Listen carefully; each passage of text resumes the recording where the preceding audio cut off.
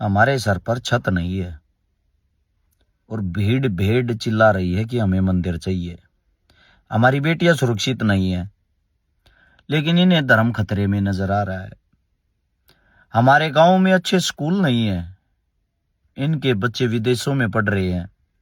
हमारे हिस्से बेरोजगारी आई है, ये हमें जाति धर्म में लड़वा रहे हैं। हमारे घरों में साफ पानी नहीं है, लेकिन ये हमें आस्था के नाम पर मूत्र पीना सिखा रहे हैं। हमारे तन पर पूरे कपड़े नहीं है, ये हजारों के कपड़े पहन कर इतराते हैं।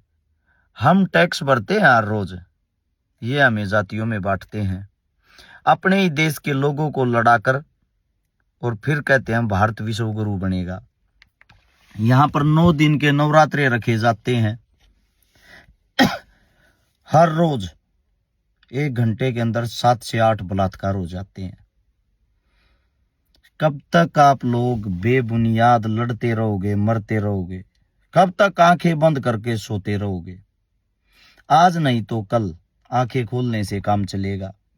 हमारे देश के प्रधानमंत्री साहब ने लोकसभा के अंदर साफ साफ शब्दों में कह दिया है, जैसे कोरोना आया था उस वक्त जैसे आप लोग तैयार थे, वही तैयारी दोबारा से कर लो, क्योंकि जो युद्ध है उसके कारण हमारा बहुत नुकसान हो रहा है।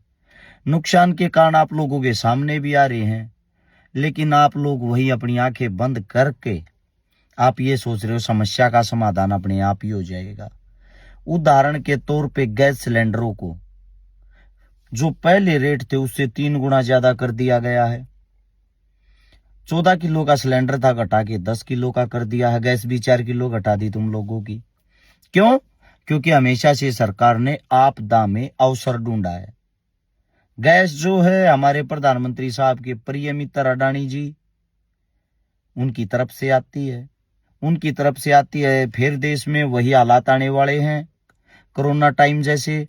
तो प्रधानमंत्री साहब ने घोषणा कर दी कि ऐसे हालात पैदा होंगे, और साथ में प्रधानमंत्री साहब ने अपने मित्र को बोल दिया है कि आप अपनी चीजों को 2-2, 3-3 गुना महंगा बढ़ा के लूट सकते हो। खुला लूटने का ऑफर फिर से आ गया है।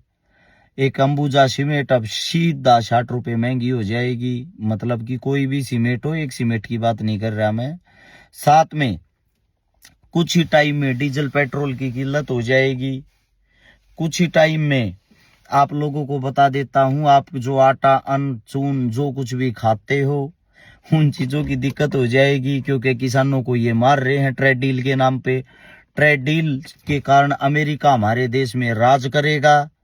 आपके जो यहाँ के किसान हैं वो ऐसे ही आत्महत्या करेंगे। ये हमारे देश के ओरिजिनल और असली हालात हैं।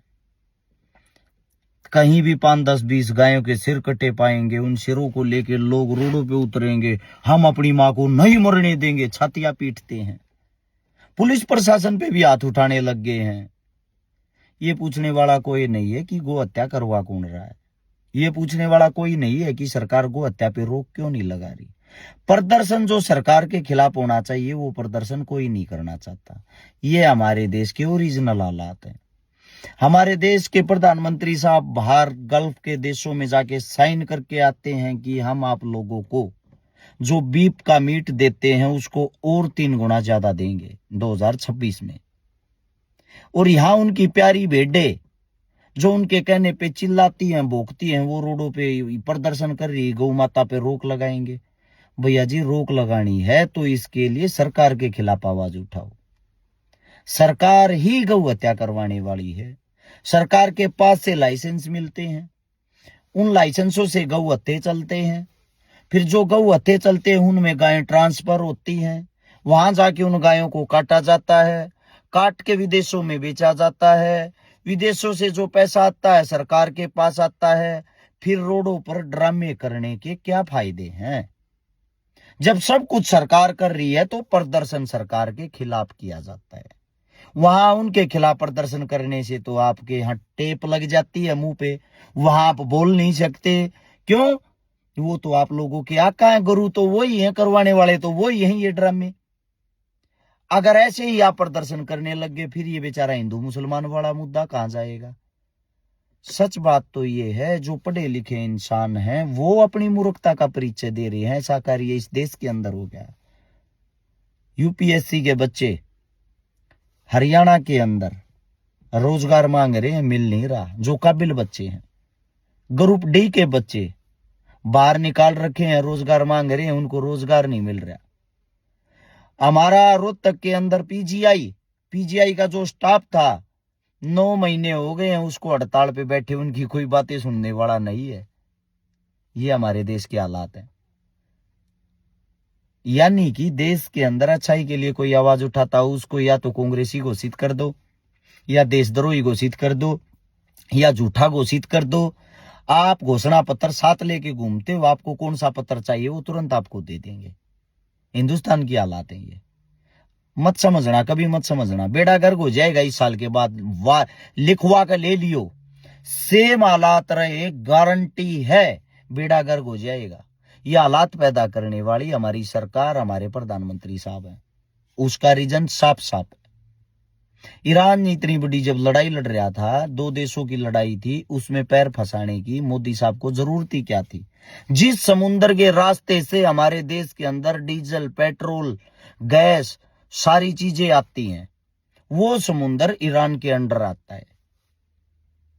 60% हमारा जो बिजनेस, जो कारोबार है, उसी रास्ते से होता है।